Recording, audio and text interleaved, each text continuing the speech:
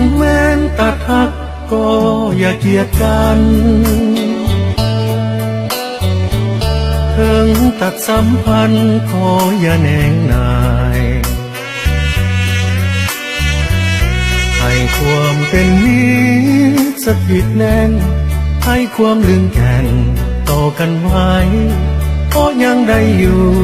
โลกเดียวกันถึงแม้นตัดหักก็อย่าประนาม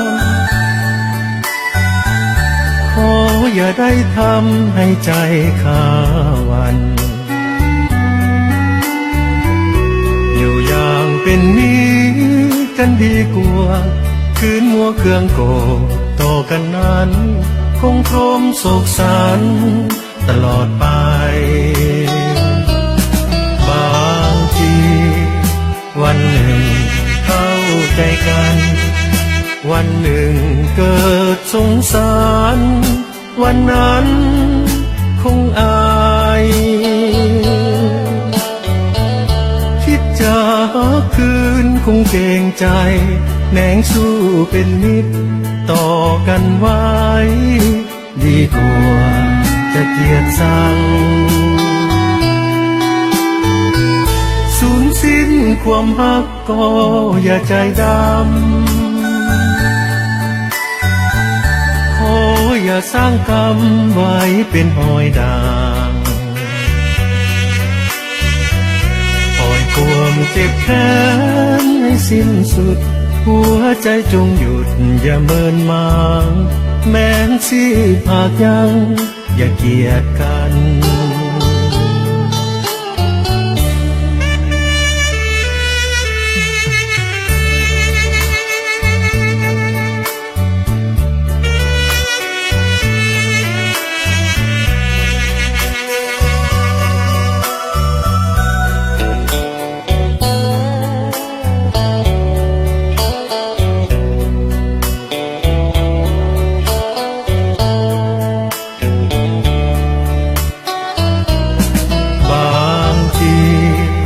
วันหนึ่ง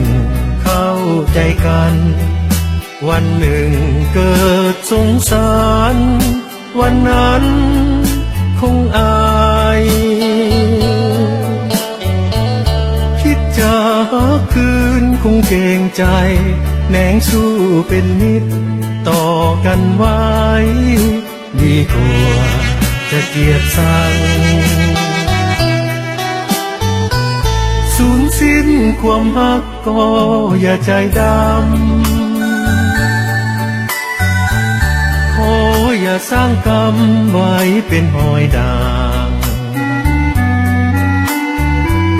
ปล่อยความเจ็บแค้นให้สิ้นสุดหัวใจจงหยุดอย่าเมินมางแม้นสิภาคยังอย่าเกลียดกัน